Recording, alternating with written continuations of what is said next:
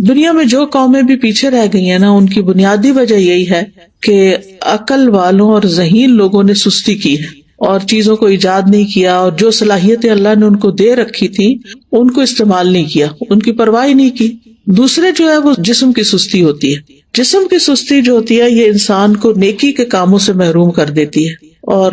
خاص طور پر عبادت میں پیچھے رکھتی ہے۔ جیسے ابھی آپ نے یہ آیت کی تلاوت سنی کہ منافق جو ہیں جب نماز کے لیے کھڑے ہوتے ہیں تو انتہائی سستی سے کھڑے ہوتے ہیں، اور بس دکھانے کی نماز پڑھتے ہیں کہ دوسروں کو پتہ چل جائے کہ ہم نے نماز پڑھ لی، اور وہ اللہ کو بہت تھوڑا یاد کرتے ہیں۔ یعنی ذکر میں بھی سستی، نماز میں بھی سستی، وضو میں سستی، ہر نیکی کے کام میں سستی۔ اسی طرح جسم کی سستی جو ہوتی ہے وہ انسان کو دنیا میں بھی ترقی سے محروم رکھتی ہے۔ یعنی جو کام انسان کو اپنے جسم سے کرنے ہوتے ہیں، اگر وہ اپنے جسم کو استعمال ہی نہیں کرتا اور محنت نہیں کرتا، مشقت نہیں کرتا، تو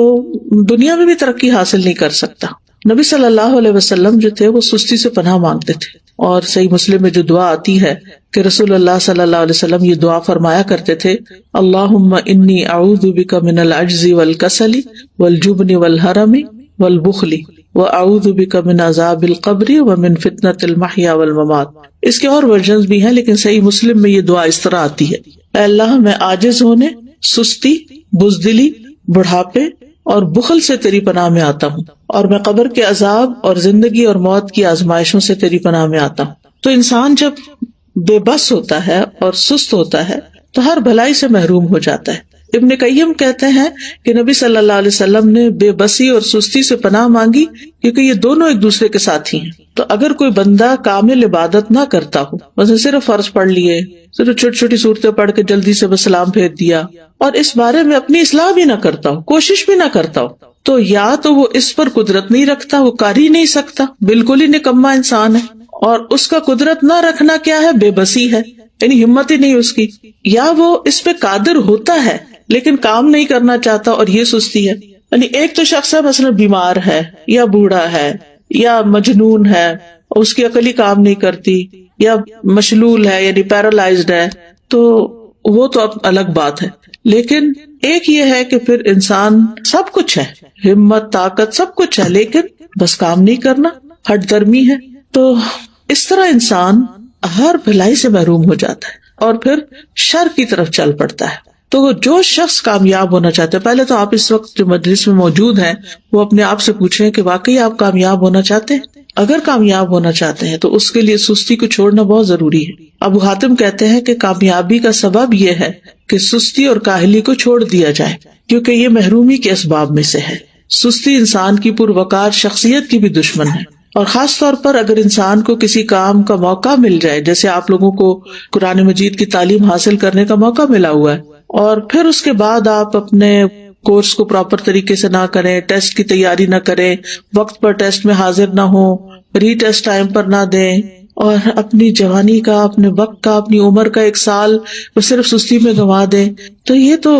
بہت بڑی غلطی ہے، اور یہ تو اپنے لیے تباہی لانا ہے۔ یعنی یہ ناکامی، کیونکہ بہت سے اسٹوڈینٹ جب ایڈمیشن لیتے اور پاس نہیں ہوتے اور پھر سال گزار کے چلے جاتے ہیں، نہ سرٹیفکیٹ لیا، نہ کوئی قرآن مکمل کیا، اور نہ ہی کوئی جو کرنے کے کام تھے وہ کیے، نہ پوری طرح سارے لیسن سنے، نہ سارے سبجیکٹس اٹینڈ کیے، کبھی صبح دیر سے آیا، یعنی مختلف طریقے سے اپنا وقت ضائع کیا، تو پھر آپ دیکھیے کہ کل قیامت کے دن کتنی ریگریٹس ہوں گی کہ کاش ہم اپنا یہ وقت صحیح طرح استعمال کرتے۔ اور اگر ہم ان لوگوں کو دیکھیں گے جو ہم سے آگے نکل گئے تو ہمیں کتنی شرمندگی اور کتنی پریشانی ہوگی کہ ہمارے پاس بھی یہی وقت تھا اور ہم کر بھی سکتے تھے لیکن ہم نے نہیں کیا، تو اپنے ساتھ دشمنی کی۔ تو ایسا شخص کبھی بھی اپنے مقاصد میں کامیاب نہیں ہوتا جو سستی کا مظاہرہ کرتا ہے، اور اس کی جو آرزویں ہوتی ہیں بس وہ آرزویں ہی رہ جاتی ہیں۔ اور بعض اوقات یہ ہوتا ہے کہ انسان ندامت کے ساتھ ساتھ اس پہ نحوست بھی طاری ہو جاتی ہے۔ تو سستی کے خلاف ہم نے جنگ کو جیتنا ہے،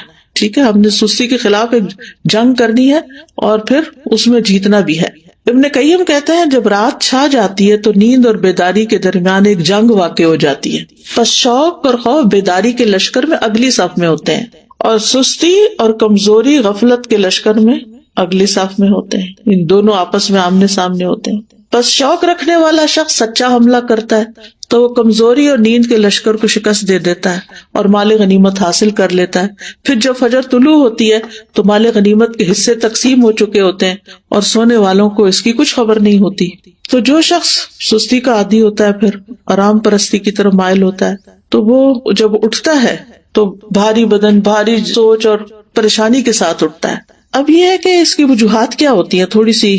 وجوہات بھی ہمیں معلوم ہونی چاہیے. سب سے پہلی چیز تو نفاق ہے، اور نفاق کی وجہ سے انسان دینی فرائض میں سستی کا شکار ہوتا ہے، کیونکہ منافق کی نیت اچھی نہیں ہوتی. اگر کوئی کام کرتا بھی عبادت وغیرہ تو ریاکاری دکھاوے کے لیے کرتا ہے، لوگوں کی دنیا کی سزا سے ڈرتے ہوئے ایسے کرتا ہے. اگر نماز نہیں پڑھی تو ماں باپ کیا کہیں گے، وہ گھر سے نکال دیں گے، یا یہ کہ پھر میں لوگوں کی نظروں سے گر جاؤں گا. اسی طرح یہ ہے کہ لیسن صرف استاد کے ڈر سے یاد کرنا، قرآن کے شوق میں یاد نہ کرنا، قرآن سے محبت کی وجہ سے یاد نہ کرنا، ڈپلومہ کورس کرنا تعلیم القرآن کا لیکن اللہ کی خوشنودی کے لیے نہ کرنا، صرف ماں باپ کی خاطر کر لینا، یا پھر یہ کہ لوگوں کو بتانے کے لیے جی اس نے قرآن پڑھا ہوا ہے. تو ہمیں اپنی نیت کی بھی اصلاح کرنی ہے اور پھر اللہ کی محبت میں یہ کام کرنا ہے اور پورے شوق کے ساتھ کرنا ہے. دوسری وجہ ہوتی ہے آرام پسندی، یعنی انسان اپنے آپ کو کوئی تکلیف نہیں دینا چاہتا، بس آرام ہی کرنا چاہتا ہے. اور تیسرا یہ ہے کہ بعض اوقات انسان کی جو فراغت ہوتی ہے کہ اس کے اوپر کوئی بڑی ذمہ داری نہیں، کوئی اس کے مقاصد نہیں زندگی میں، تو پھر اس کے لیے کوئی موٹیویشن ہی نہیں ہوتی، بس ایسے ہی ادھر ادھر ہاتھ پاؤں مارتا رہتا ہے اور لگ کے کوئی کام نہیں کرتا. اور صحابہ جو تھے وہ فارغ انسان کو سخت ناپسند کرتے تھے. ابن مسعود کہتے ہیں رضی اللہ عنہ، میں اس بندے کو پسند نہیں کرتا جسے میں بالکل فارغ دیکھتا ہوں، نہ وہ دنیا کے کسی کام میں مشغول ہوتا ہے نہ آخرت کے کام میں، بس بیکار بیٹھے ہوتے ہیں لوگ. آپ نے دیکھا ہوگا کہ ہمارے یہاں کتنا عام ہے، پارکوں میں بیٹھے ہیں لوگ، سڑکوں پہ بیٹھے ہیں، فٹ پاتھ پہ بیٹھے ہیں، فارغ ہیں، بینچوں پہ بیٹھے ہیں، کوئی سگریٹ پی رہا ہے، کوئی باتیں کر رہا ہے، کوئی ٹھٹے مار رہا ہے، بس ادھر ادھر کی باتیں. پھر اسی طرح یہ ہے کہ ایک اور وجہ یہ بھی ہوتی ہے عیش پسندی، خوشحالی، کہ انسان کو جب اور لوگ کام کرنے کے لیے، خدمت کے لیے مل جاتے ہیں تو پھر وہ خود کام نہیں کرتا اور اس طرح وہ بیکار رہنے کا عادی بن جاتا ہے. لیکن بہت سے عقل مند مالدار لوگ ایسے دیکھے گئے ہیں، وہ کام کر کے خوش ہوتے ہیں، ان کے پاس مال ہوتا ہے، وہ بہت سے خادم رکھ سکتے ہیں لیکن پھر بھی وہ اپنا کام خود کرتے ہیں، اپنی گاڑی خود چلاتے ہیں. اور اگر آپ یہاں پر آ کر آپ دیکھیں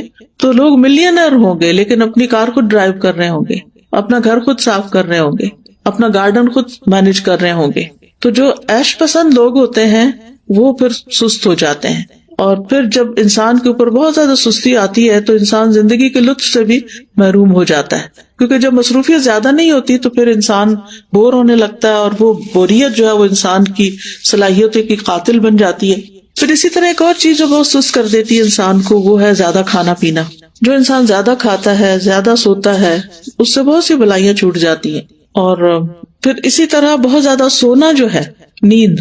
یہ بھی انسان کو سست کر دیتا ہے. جب آپ ضرورت کے مطابق سوتے ہیں تو آپ ایکٹیو اٹھتے ہیں، اور جب زیادہ سو لیتے ہیں نا، جیسے ویکینڈ پہ آپ لوگ، بس یہ تو لازم ہے نا کہ ویکینڈ پہ زیادہ سونا ہے، تو زیادہ سو لیتے ہیں تو جب آپ اٹھتے ہیں تو ایسے طبیعت پریشان ہوتی ہے، آنکھیں بوجھل ہوتی ہے، جسم تھکا ہوا ہوتا ہے، اور پھر سارا دن کوئی خاص کام بھی نہیں ہوتا. لیکن جو لوگ اپنے ویکینڈ کو بھی، سنڈے کو بھی ٹائملی اٹھ جاتے ہیں، نماز اچھے سے پڑھتے ہیں، اذکار کرتے ہیں، قرآن کی تلاوت کرتے ہیں، اپنے جو کام سوچے ہوئے ہوتے ہیں چھٹی کے دن کرنے کے، ان کو ترتیب بار کرنا شروع کر دیتے ہیں، تو ان کا دن پروڈکٹیو ہوتا ہے اور وہ خوب ایکٹیو ہو کے دن گزارتے ہیں.